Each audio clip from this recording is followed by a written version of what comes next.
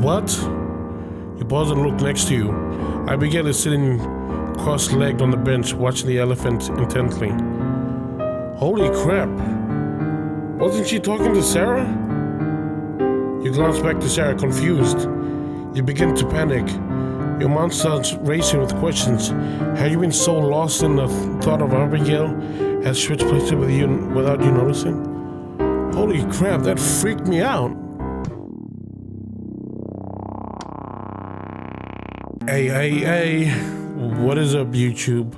Welcome to Unfamiliar.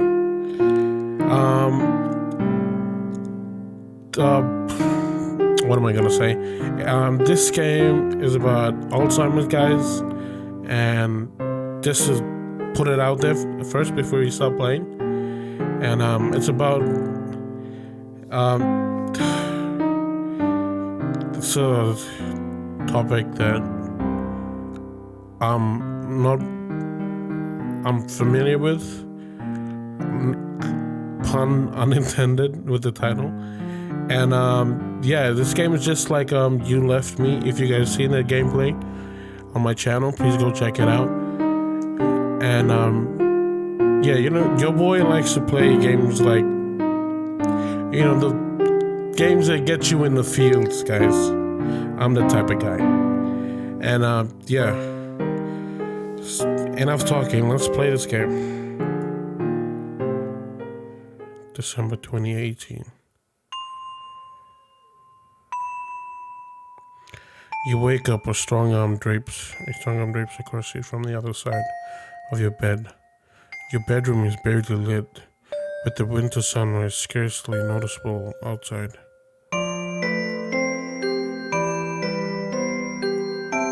Hey, the Temptations! Oh my god. George's favorite album, The Temptations Getting Hits. He's very proud of his vast collection of vinyl records. You've been waking up earlier than usual, which is strange. Have been set in your ways for so long.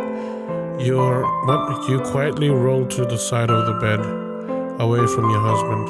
Try not to disturb him. You learn early in your marriage that it's best to let him sleep. Once out of bed, you notice just how cold it is in your room.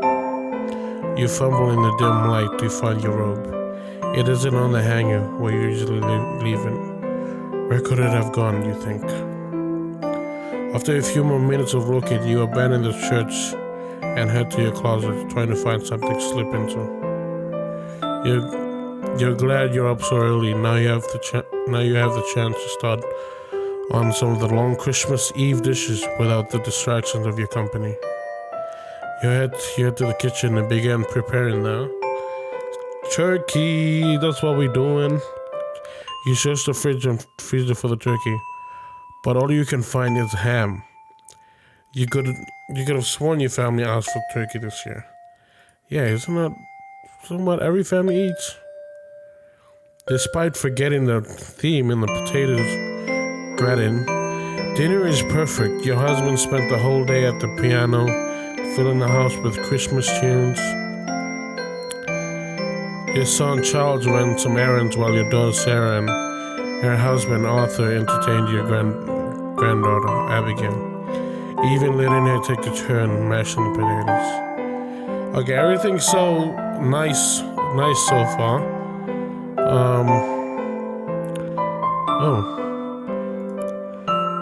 George, your husband, you rarely ever see him without a smile on his face.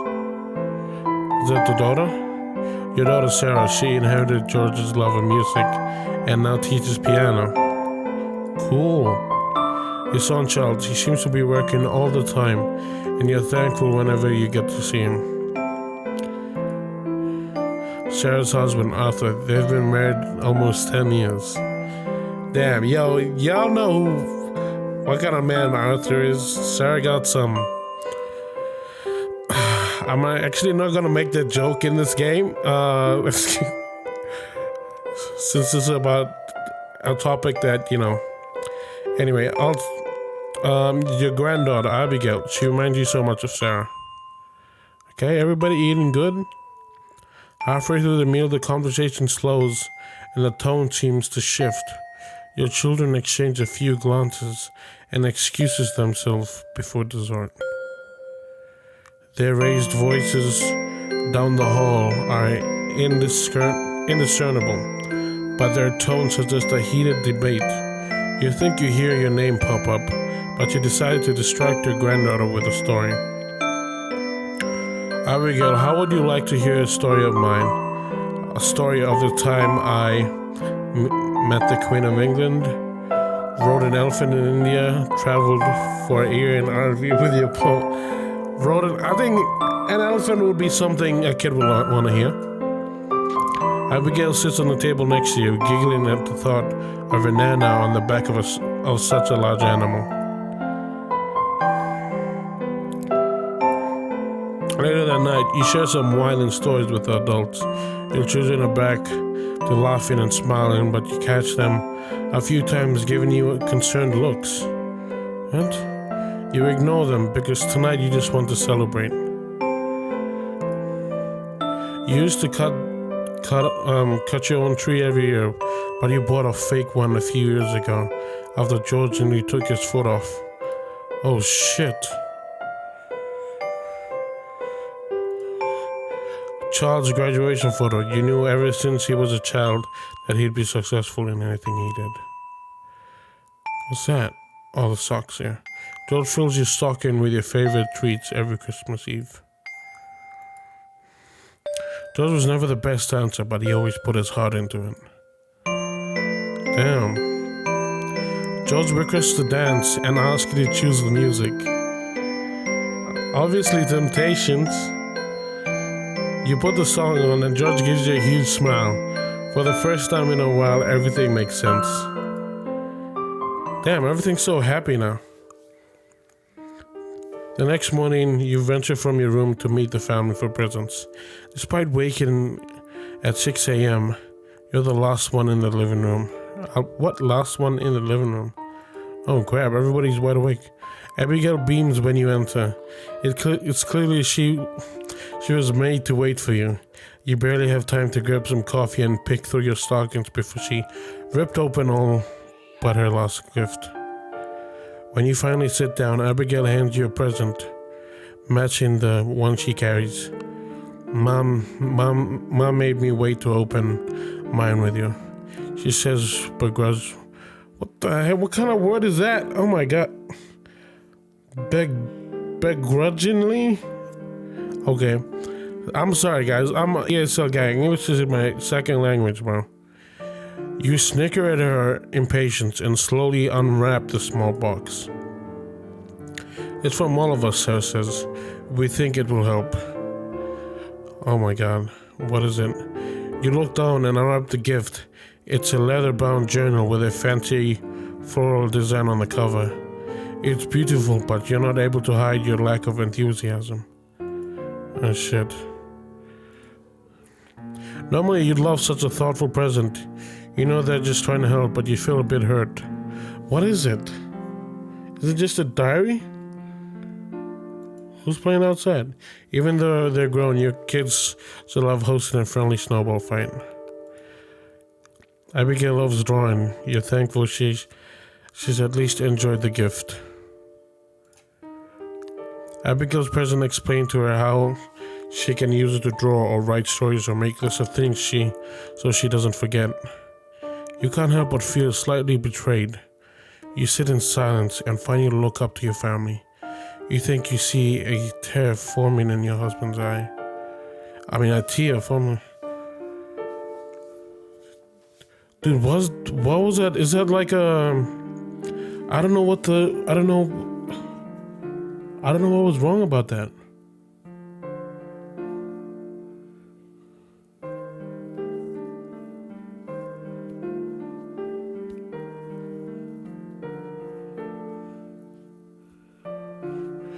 I'm not sure if the mother has it or the father. You thank them? You know they're right. Maybe you'll start writing in it today. Oh my gosh. It's a notebook to remember stuff. How could I? Damn. Yeah, they're right. I mean, this is something you can't control, guys. Oh, okay, the beat's different. You wake up, a strong arm drapes across you from the other side of the bed. Your bedroom is brighter than you're used to. Did you oversleep? You check the clock, 8:12. Ray Charles? Ray Charles? I thought it was the Temptations. Alright, okay, we're seeing the effects now. What's that? You've started playing some memory games. Some days you do much better than others. Who's that? Your daughter Sarah with her cat, Mittens. Socks? She doesn't remember the name. Oh, I didn't click on these pictures. Oh, that's a notebook. Your journal your family got for you last Christmas. You're going to treasure it. Use it to record all sorts of stories from your past, as well as keeping track of daily activities. Bro, that's just scary, bro. Your husband George, you're thankful to have someone like him. You're not sure what you'd do without him. Sarah will be here with her family in less than an hour. You scramble out of bed, urging George to do the same. You can't blame him for sleeping in. You've always been his alarm clock. Years of working late nights seem to have permanently changed his biological clock. In the closet you find a light sundress perfect for the mild autumn weather. You finish getting dressed, but George is still propped up in bed. You snapped at him to start getting ready. Damn. George pauses, then slowly says, "I'm not going with you today." You look at him confused. What do you mean? It's the last week before Abigail starts school. You and George had always taken the kids to the zoo last week of the summer break. It was a tradition for Sarah and Charles when they were young, and you had started it back up with Abigail. "I'm going to the doctor later," he replied softly. "We discussed this." "No, that can't be right. If he was going to the doctor, you'd be going with him." You start to protest, but he leans over and grabs your leather journal. "Oh shit, here, read this," he says as he opens the last entry. In your clear handwriting, an entry from 2 days ago reads, "George insists he'll be fine. He can be so stubborn sometimes." Oh shit, I didn't read the whole thing. George claims it's more important for me to spend time with the family. I've agreed to go to the zoo as long as he calls me from the doctor. Suddenly, the entire conversation from the other night rushes back in. How could you have forgotten that? Your face starts turning red with embarrassment. You set the journal down and turn to George, who has risen from the bed. He holds you and says, "It's okay. We all forget things sometimes." Tell George you're scared. Try to act strong. Yo, this is scary stuff. Yeah. Tell George you're scared, bro. Me too, he replies. "It'll be okay, I'm here for you." Damn. Oh my gosh. This is so much less crowded than expected. It's a welcome sight. Finding free seating areas is much easier. Oh my gosh, is Sarah with Abigail and her? Or am I the only one with her?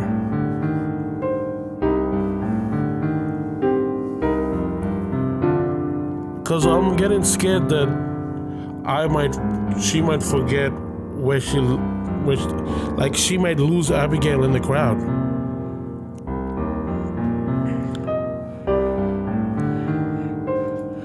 I'm kind of scared that might happen. You aren't as young as you were, and you always feel guilty making the rest of the family wait on you. At least when George was here, you could sit with him and let the rest go off on their own. Today it feels like you're begging baggage, your baggage, like they're babysitting you. Near the elephants, you insist the others can go as they please. You can catch up with them later. You find a nice spot in the shade where you can people watch. Oh my God, where you can watch people. Where you can people watch. I don't get that. You love seeing all the young couples with their children, reminding you of countless times you and George had brought Sarah and Charles here. Guys, you know why they had the elephant in the front of the title screen? Menu. It's because y'all know this. It's because elephants have the most.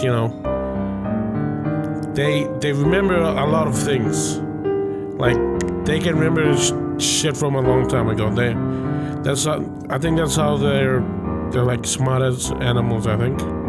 I'm not sure, but that's what I know off the bat. I'm sorry, guys. Sometimes you wish you were an elephant. They never forget. Yes, they never forget. That's what I was saying. A wonderful husband. You're so lucky Sarah found someone so special.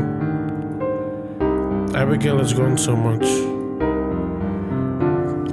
Being at the zoo with Sarah brings back so many memories, some more hazy than others.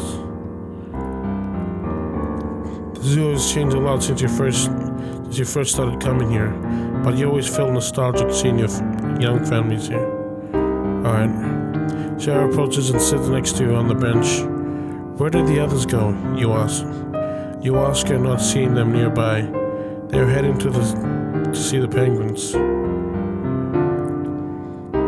You didn't want to join them?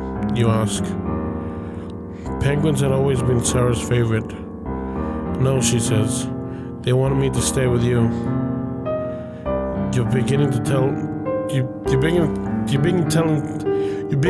telling Sarah. Yo, I'm sorry with my English, bro. You begin telling Sarah a story about one of the times you brought her here when she was little.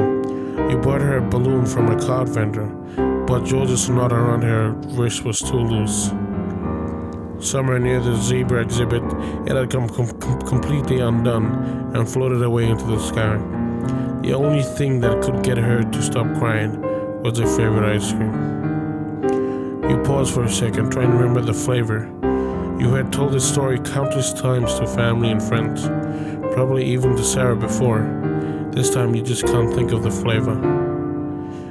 You look off into the distance, knowing the answer is on the tip of your tongue. You contemplate calling George.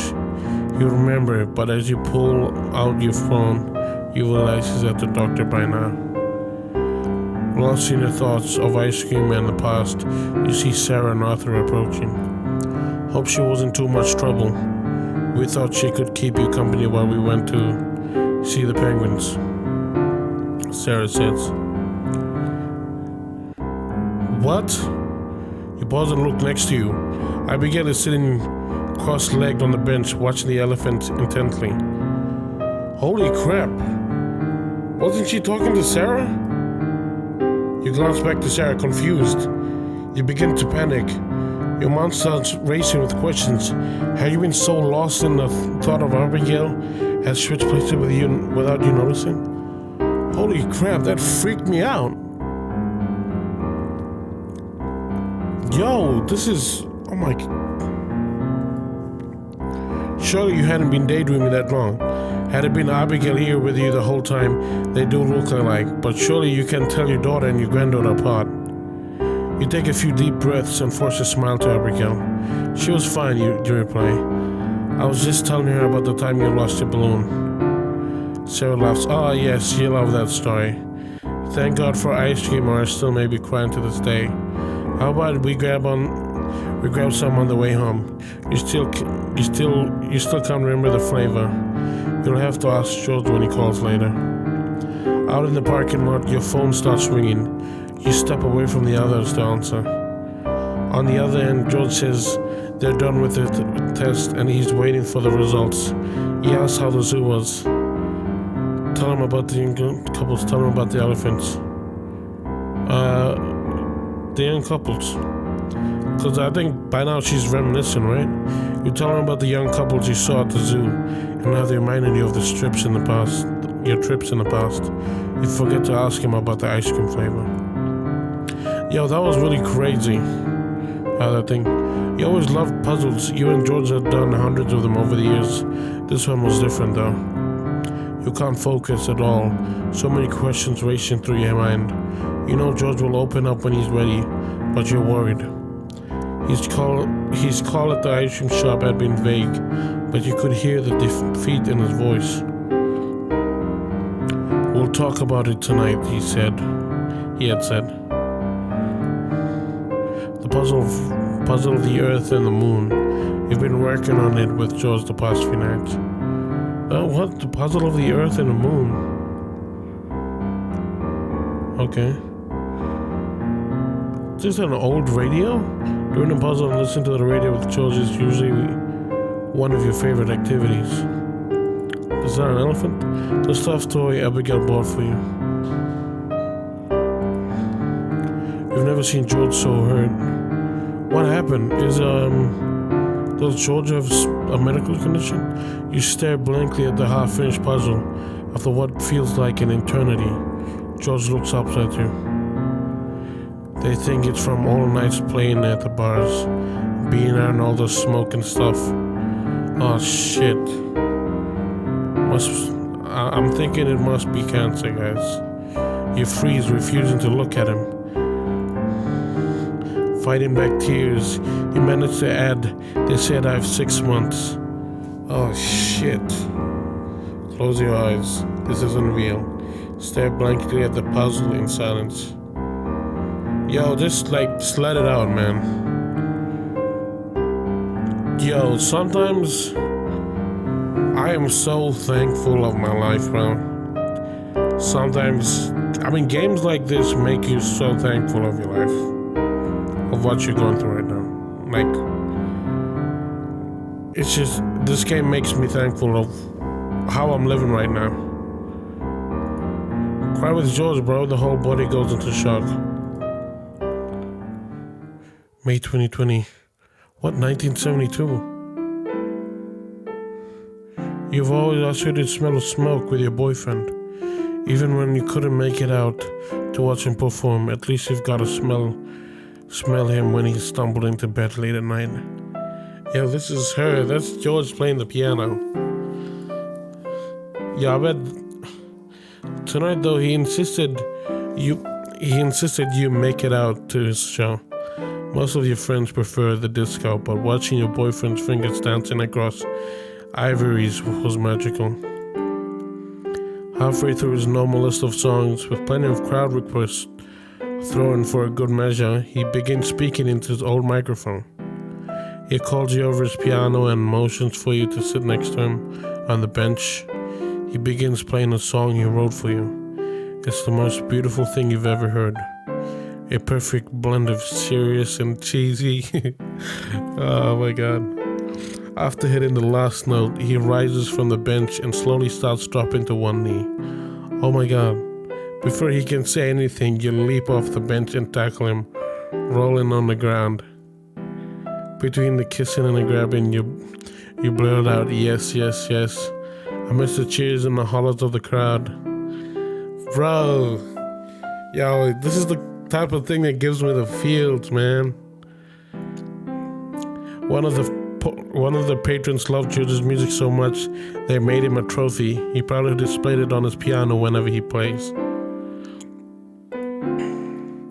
George had played on many pianos in his life, but the old creaky one at the piano bar was always his favorite. Your boyfriend George, or rather your fiancé George. Damn. Finally, let George get back on his piano, and he returned to your table, beaming with happiness. Waves of friends and strangers come up to you, congratulating you. One stranger in a nurse outfit approaches you. Your family's here, she says. You give her a puzzled look. Sarah, oh my god, Sarah and Abigail are here, standing behind her. Oh shit. Oh my god, I didn't read that. Hi mom, I'm sorry, Arthur couldn't make it. He has some here's some work thing. Arthur, the name sounds familiar, but you're unsure who he is? It must be one of George's friends. How are you feeling, Sarah asked. Amazing. George and I just got engaged. Oh my god.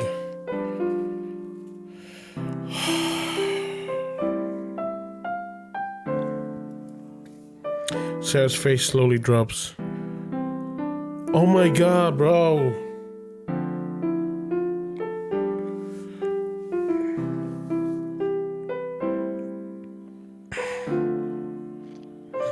Cheryl's face slowly drops. Papa died. Bless her, Abigail. Sarah quickly cuts her off. Abigail, why don't you get your ballet shoes on the show and show Nana what you've been practicing? Sarah turns back to you. Think you can tell me about that night?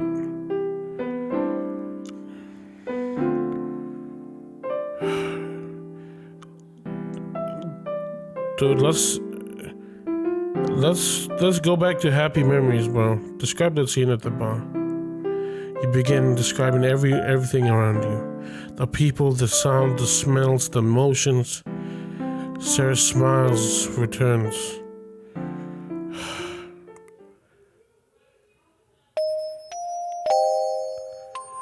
Oh, this Sarah being a ballerina. Ballet was always your favorite activity as a kid. Even if you were never the best, you loved dressing up and dancing. That feeling of being lighter than air. Oh wait, that's me. Recitals made you nauseous though. People watching you always made you feel strange and you were always nervous about messing up.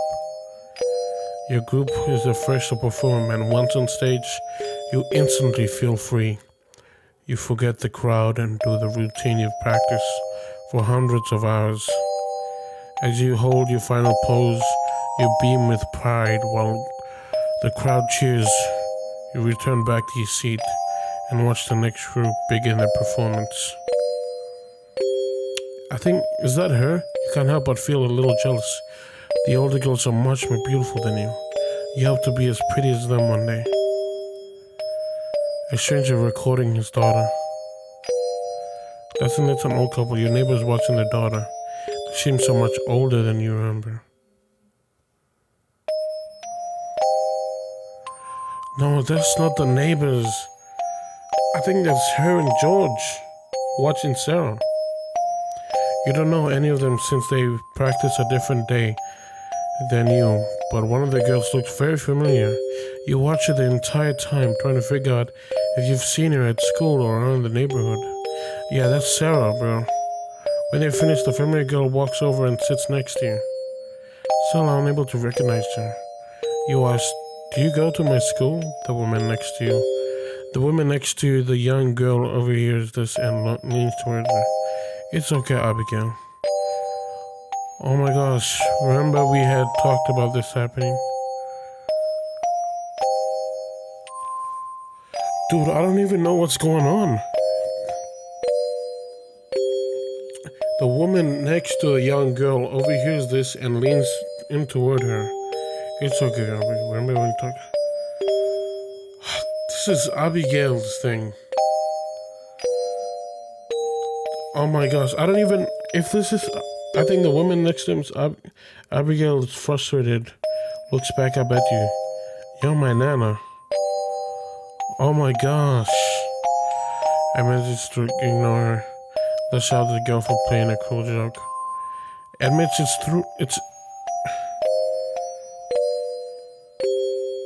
what? Lash out at the girl for playing a cruel joke. No. It doesn't make sense to you, but some other girl is right. You watch the rest of the performance in silence. Oh my gosh, this is so... A doctor enters the room. George sits on the chair next to your bed, holding your hand. Oh my gosh. You've known something is wrong for a while, but some part of you just hoped it was a symptom of getting older. The misplaced items The changes in the mood, the missing words, these were normal for people your age, right? George has been patient with you for the most part, but he had finally convinced you to get checked, just in case he had said. He had said. The doctor, short and small talk, asked to speak to George outside. That can't be a good sign, you think. After what feels like ages, they return to your bedside. George's face is impossible to read. The doctor calmly and coolly says, "You're exhibiting signs of early stages of Alzheimer's." He continues on with a long explanation of very varying tests they still want to perform. Despite his reassurance, oh my gosh, my English. All you can do is repeat the first sentence over and over in your head. I've discussed with your husband some of the ways he can go about making life easier for you. We think a journal might help. You keep track of your thoughts. You're lucky to have someone like him. George reaches down and grabs your hand again, squeezing tighter than before. Oh my gosh, bro. We're always certifications of diplomas. George is silent. He's trying to be strong for you, but he can tell he's struggling. I mean, you can tell. Bro, this is so crazy. Suddenly you wake up. What a horrible dream. You roll over the whole George, but he's not there. He must be up already tending the garden. Oh my gosh, this is just...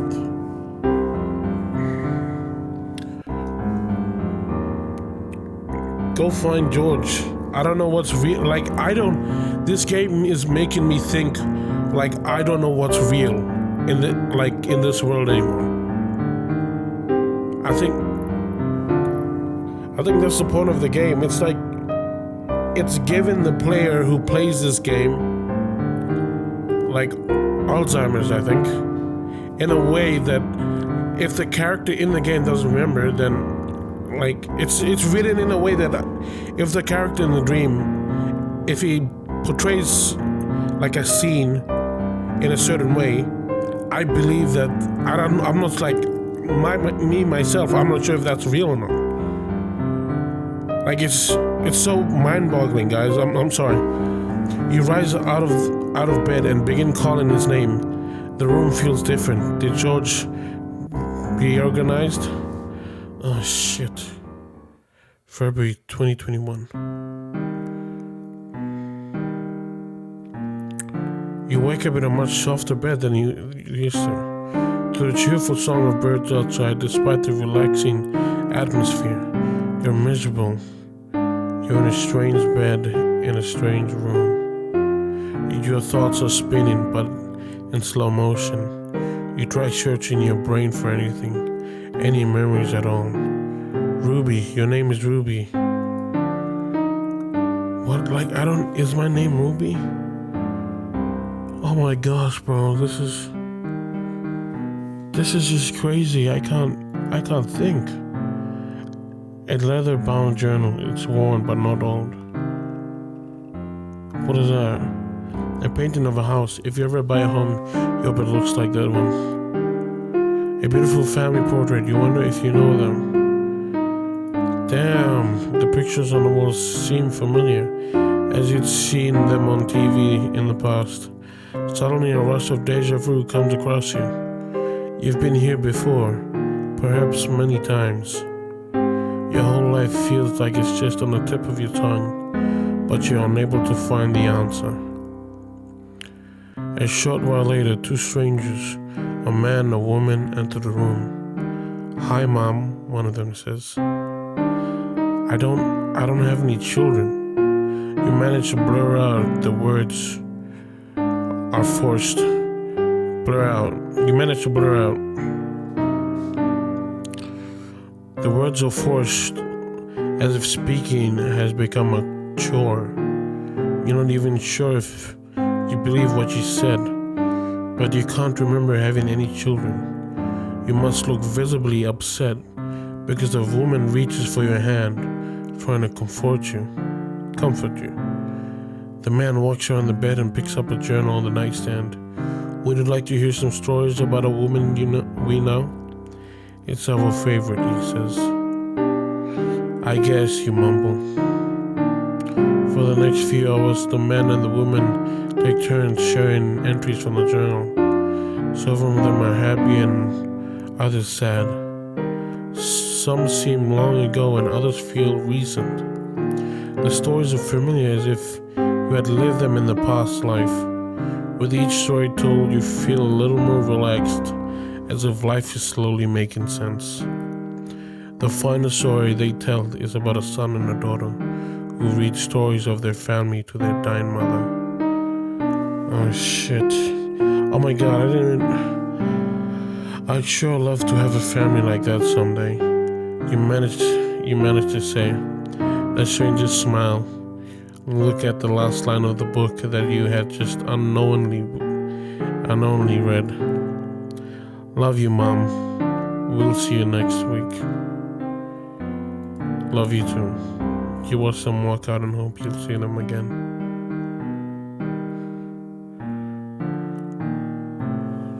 Oh my gosh, bro. Created by Cole Panning, Virgil Stringfield, Cody McGuire,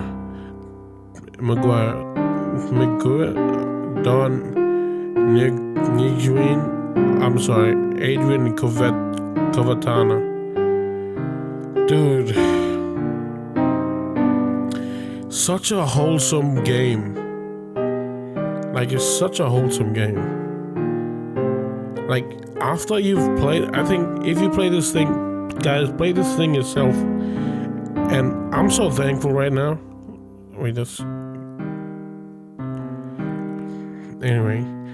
Anyway, guys, this game I'm so thankful right now after playing this game of my life.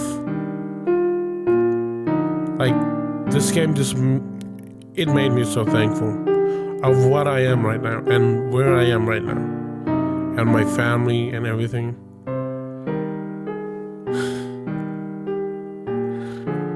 Anyway, guys, if you like this game, please play this game. If you really want to be like, if life is not, the way you want it right now, I just want to say there are things that are worse than what you have right now, and things change eventually. So I think the main point of this game is just I'm just thankful. I'm just thankful of what I have right now. Anyway, if you like this video, please like, subscribe, and hit the notification bell for more future videos. And I'll see you guys in the next one. Peace.